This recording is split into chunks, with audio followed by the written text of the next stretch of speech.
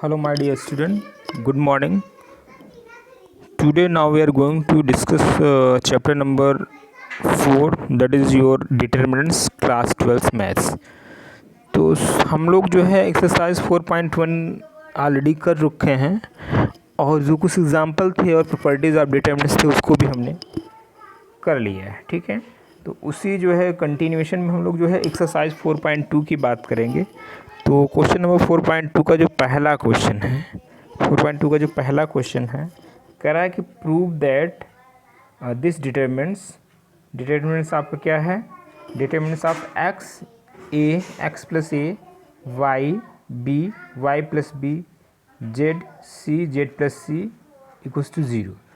अब इस डिटर्मिनेंट को सॉल्व करने के लिए आपको जो है जितने भी प्रॉपर्टीज़ आपने पढ़े हैं उन प्रॉपर्टीज़ के हेल्प से जो है इसको आपको सॉल्व करना है। ठीक है, तो अब देखिए सबसे पहले हमने बता रखा है कि यदि किसी डिटर्मिनेंट को 0 प्रूफ करना है तो डेफिनेटली उस डिटर्मिनेंट में जो है ऐसा कोई 2 रो या 2 कॉलम ज़रूर आया रहा होगा जो क्या होंगे, या तो आइडेंटिकल होंगे। ठीक है, किन्हीं भी डिटर्मिनेंट्स की वैल्यू 0 कब आती है, 2 केस आपने देखा है प्रॉपर्टीज़ में। जब कोई 2 रो या कोई 2 कॉलम, ठीक है, कोई 2 रो या कोई 2 कॉलम जो है क्या होना, आइडेंटिकल हो जाएं, तभी उस डिटर्मिनेंट्स की वैल्यू क्या होती है, 0 होती है। ठीक है, या दूसरा केस तब पॉसिबल है 0 होने का जब उस डिटर्मिनेंट्स में सारे रो या इट मीन्स कोई पर्टिकुलर रो या पर्टिकुलर कोई कॉलम जो है 0 हो जाए, तब उस केस में जो है डिटर्मिनेंट्स की वैल्यू क्या होती है, 0 होती है। तो हम लोग भी इस क्वेश्चन को सॉल्व करने के लिए यही स्ट्रेटजी यूज़ करेंगे कि या तो कोई 2 रो या कोई 2 कॉलम जो है हम लोग आइडेंटिकल कर दें, या हम लोग कोशिश करेंगे कि कोई रो या कोई कॉलम जो है पूरे पर उसके जो एलिमेंट्स हैं क्या कर दें, इसको हम 0 कर दें। ठीक है, तो चलिए करते हैं इस चीज़ को। अब यहाँ पे देखिए जो आपका पहला रो है इसके जो एलिमेंट्स हैं क्या हैं, किस टाइप्स के हैं, एक्स है और आपका जो है ये है ना एक्स ए और एक्स प्लस ए है। ठीक है, दूसरा रो है क्या, वाई है और बी है और वाई प्लस बी है। ठीक है, और तीसरा जो आपका रो है जेड है, सी है, जेड प्लस सी। ठीक है, अब हम कोशिश ये करें कोई 2 रो जो है हम या तो सेम करेंगे, जैसा कि हमने अभी बताया प्रॉपर्टीज़ में क्या था, आपने पढ़ा था कि कोई 2 रो या कोई 2 कॉलम जो है आइडेंटिकल होते हैं, then value of the determinants is 0। ठीक है, अब आप यहाँ पे ज़रा C3 की बात करते हैं। C3 आपका क्या है, एक्स प्लस ए है, वाई प्लस बी है और जेड प्लस सी है। ठीक है, C3 और C1 आपका क्या है, एक्स है, वाई है, जेड है और C2 क्या है, ए प्लस बी प्लस सी है।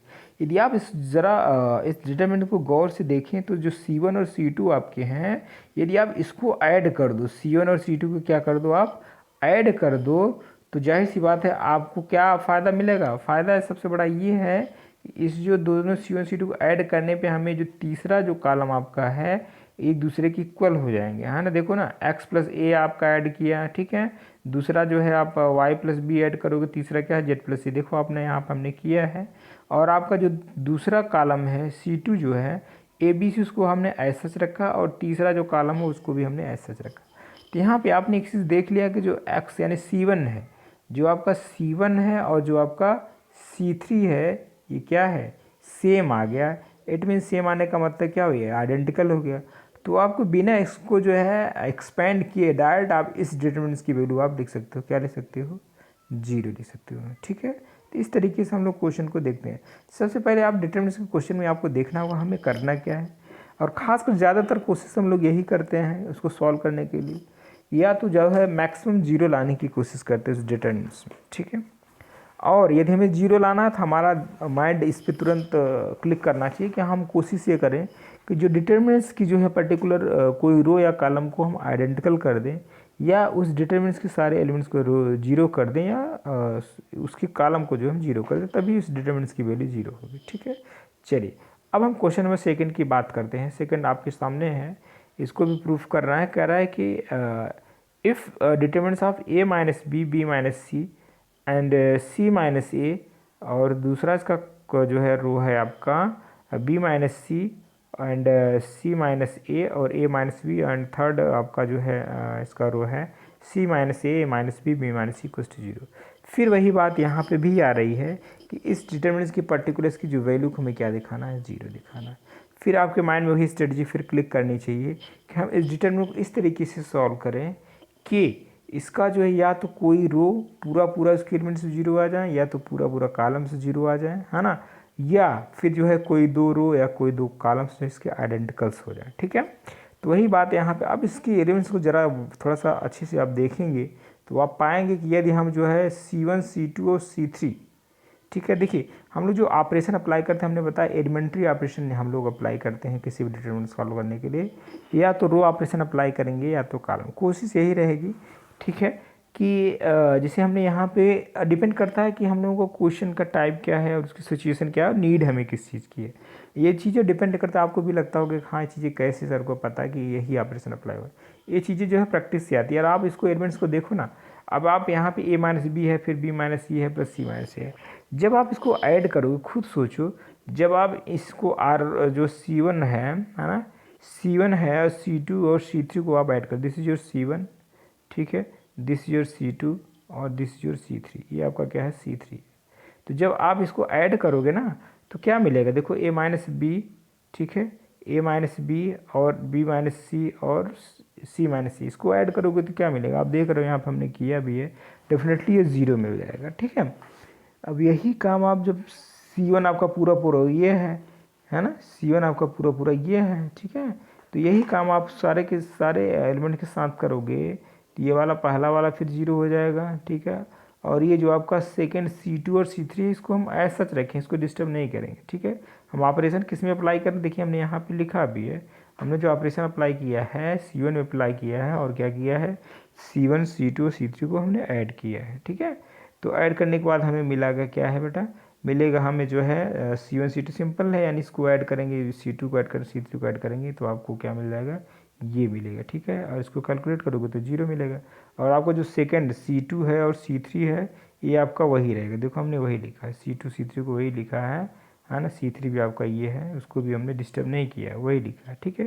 सिर्फ हमने ऑपरेशन किस पे अप्लाई किया है, C1 में अप्लाई किया है। ठीक है, चलिए, तो अब अप्लाई करने के बाद जो है अब यहाँ पे भी वही चीज़ होगा, C2 C3 को ऐड करेंगे। ठीक है, C2 आपका जो है C1 सॉरी ये है, B माइनस सी है, फिर C minus A minus B को ऐड करेंगे तो क्या मिलेगा, जीरो मिल जाएगा। इसी तरीके से तीनों वाले कॉलम को हम ऐड करेंगे तो हमें क्या मिलेगा, जो C1 कॉलम है सारे इसके एलिमेंट्स क्या हो जाएंगे, जीरो।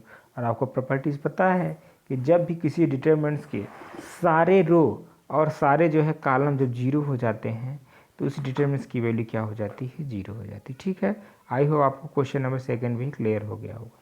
चलिए अब हम क्वेश्चन नंबर थर्ड की बात करते हैं।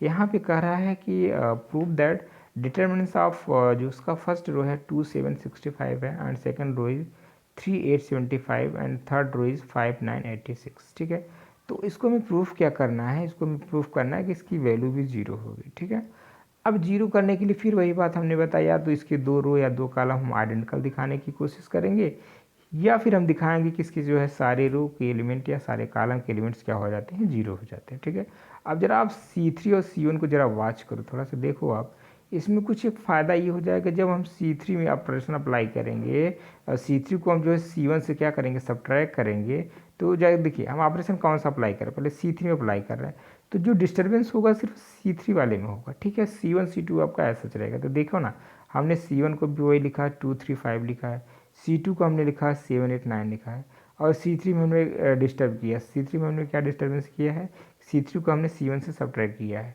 ठीक है, जब C3 को हमने C1 से सब्ट्रैक्ट किया है, इसको यानी जो ये आपका C1 हुआ, ये आपका C2 हुआ, इसको सब्ट्रैक्ट करेंगे तो 65 माइनस 2 कितना आ जाएगा, 63, और 75 माइनस 3 करेंगे तो कितना आएगा, 72 आएगा, 86 माइनस 5 करेंगे तो 81 आएगा। ठीक है, ये है।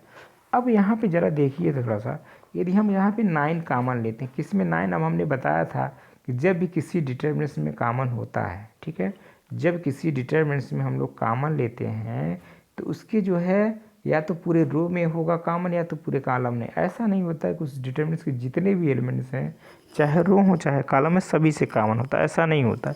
ये चीज़ मैट्रिक्स में होता है, जब हम लोग मैट्रिक्स में कॉमन लेते हैं तो वहाँ पे सारे एलिमेंट्स जो है बाहर आ जाता है। ठीक है, बट यहाँ पे ऐसा नहीं है। ठीक है, यहाँ पे क्या है, हमने C3 से जब 9 कॉमन लेंगे यानी सिंपली डिवाइड करेंगे तो C1 C2 आपका तो ऐसा रहेगा, देखो ना आपका वही है 235 यहाँ पे भी है, 789 यहाँ पे भी है।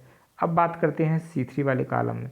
है ना। तीसरे वाले कॉलम में तो यहाँ पे जब 9 कॉमन लेंगे बेटा तो 9 यानी 63 से डिवाइड करेंगे, है ना, तो क्या आएगा 7 आएगा, और 72 है, 9 8 जा 72, ठीक है, तो यहाँ पे 8 आ जाएगा, और 9 कॉमन लेंगे यहाँ पे, 9 9 जा 81। तो आपने यहाँ पे एक चीज़ देखा, क्या देखा कि जो आपका C2 है और जो आपका C3 है ये दोनों क्या होंगे, सेम होगा, आइडेंटिकल होंगे। जाहिर सी बात है, आपको प्रॉपर्टीज पता है कि किसी भी डिटर्मिनेंट्स के 2 रो या 2 कॉलम जब सेम होते हैं तो उसकी वैल्यू क्या हो जाती है, 0 होती है, ठीक है। तो आई होप आपको क्वेश्चन नंबर 3 भी क्लियर हो गया होगा, ठीक है। अब हम लोग जो है क्वेश्चन नंबर 4 पे आते हैं। क्वेश्चन नंबर 4 को डिस्कस करते हैं। देखो बेटा, क्वेश्चन नंबर 4 में क्या कर रहा है कि क्वेश्चन आपका 4 ये है कि prove the determinants of this 1 1 1 and b c c A b and a B plus c b times of c plus A c times of a plus b, ठीक है। ये आपका डिटर्मिनेंट्स, उसको हमें सॉल्व करना है और इसकी वैल्यू को जो हमें फाइंड आउट करना है। आई होप इसको भी जो है हमें 0 ही दिखाना है, ठीक है। तो फिर यहाँ पे हम लोग करते क्या है, फिर वही काम करेंगे कि दिखाने की कोशिश करेंगे कि कोई भी 2 रो या 2 कॉलम जो है सेम आइडेंटिकल हो जाए, तब उस डिटर्मिनेंट्स की वैल्यू 0 हो जाएगी, ठीक है। तो सबसे पहले हमने थोड़ा सा कैलकुलेशन किया कि जो C3 में है ए टाइम्स ऑफ बी प्लस सी, इसको हमने ए से मल्टीप्लाई किया तो ए बी प्लस ए सी हो गया। अब बी से मल्टीप्लाई करेंगे तो बी सी प्लस बी हो जाएगा, एंड थर्ड वाले में क्या हो जाए, सी ए प्लस ए बी। अब एक चीज़ यहाँ पे ज़रा देखो, आप A B plus A C तो मिल गया, ये इसको भी हम ऐड कर देते हैं इसके साथ में, A B plus B C plus A C आ जाएगा, ठीक है। और यही काम हम इसके साथ भी करते हैं, इसको भी ऐड करते हैं तो A B plus B C plus C A, और इसको भी हम इसके साथ ऐड करते हैं तो क्या मिलता है, A B plus A C, A B plus B C plus A C. तो इसमें आपको खास बात ये दिख रही है कि जो तीनों में जब हम C3 में अप्लाई करेंगे ये ऑपरेशन, तो तीनों में सारे एलिमेंट्स में क्या आ रहा है, A B plus B C plus A C, है ना, A B plus B C plus A C. देखो ना, यहाँ पे भी वही आ गया और जो है यहाँ पे भी आ गया। आप देखो, जब हमने ऑपरेशन अप्लाई किया, क्या अप्लाई किया, C3 में जो है C3 और C2 को ऐड किया तो सारे element A B plus B C plus C आ रहा है, यहाँ पे भी A B plus B C plus C आ रहा है, यहाँ पे भी A B plus B C plus C आ रहा है। अब इस टर्म्स को जो है आप क्या कर सकते हो, कॉमन ले सकते हो, ठीक है। क्या कर सकते हो, कॉमन ले सकते हो, किसको, A B plus B C plus C. जब आप कॉमन लोगे यानी सिंपली डिवाइड करोगे तो पूरे C3 से कॉमन आएगा, C3 से कॉमन मतलब यहाँ पे भी 1 आएगा और यहाँ पे भी 1 आएगा और यहाँ पे भी 1 आएगा, और आप देख पा रहे हैं C1 में ऑलरेडी 1 1 है ही, ठीक है। तो C1 और C3 क्या हो गया, आपका सेम हो गया। तो सेम हो जाने का मतलब क्या है, इसका जो डिटर्मिनेंट्स की वैल्यू हो जाएगी, क्या हो जाएगी, 0। देखो ना, हमने यहाँ पे कॉमन लिया है, ठीक है। कॉमन क्या लिया है, A B plus B C plus C a common लिया। तो 1 1 1 तो ऑलरेडी पहले से था, बी सी प्लस सी ए भी सेकेंड कॉलम में पहले से था, और यहाँ पे क्या आ जाएगा, 1 1 1 आ जाएगा, ठीक है। अब यहाँ पे 2 कॉलम आइडेंटिकल हो गए, आइडेंटिकल का मतलब सेम हो गए, ठीक है। तो जैसे ही सेम हुए तो इसकी वैल्यू क्या हो जाएंगे, 0 हो जाएंगे, ठीक है। क्योंकि आपको पता है किसी भी डिटर्मिनेंट्स के 2 रो या 2 कॉलम आइडेंटिकल होते हैं तो उस डिटर्मिनेंट्स की वैल्यू क्या हो जाती है, 0 होती है, ठीक है। इस तरीके से मैंने 4-5 क्वेश्चन किया। अब आपको जो क्वेश्चन नहीं आ रहे हैं आप उसमें जो है तुरंत कमेंट्स करें, तो नेक्स्ट क्लास में उस क्वेश्चन को कंसीडर करेंगे, ठीक है। अब आप हमें ये आइडिया नहीं कि आपने एक्सरसाइज किया है उस क्वेश्चन में कौन सा आपको नहीं आ रहा है, ठीक है। हमने एक आपको आइडिया के लिए कैसे क्वेश्चन को सोचते हैं, कैसे ट्राई करते हैं, हमने 3-4 क्वेश्चन कर दिए, ठीक है, एक्सरसाइज के। अब आप खुद से ट्राई करिएगा, जो नहीं आएगा आप कमेंट्स में क्वेश्चन को लिखिएगा, बताइएगा, तो हम नेक्स्ट क्लास में उसको जो है ज़रूर कंसीडर करेंगे और उसको बताने की कोशिश करेंगे, ठीक है। और सबसे पहले ध्यान ये रखना है कि आप इस चैनल को सब्सक्राइब जरूर करें। सब्सक्राइब करने से क्या होगा, जो भी वीडियो अपलोड होगा आपको सारे जो है वीडियो के नोटिफिकेशन मिल जाएंगे, तो आपको ये पता चल जाएगा हाँ अब जो है इस पे यूट्यूब पे जो है वीडियो अपलोड हो गई, तो उसको आप उस टाइम आप देख सकते हैं, ठीक है। तो आज के लिए इतना ही, कल मिलते हैं, थैंक यू।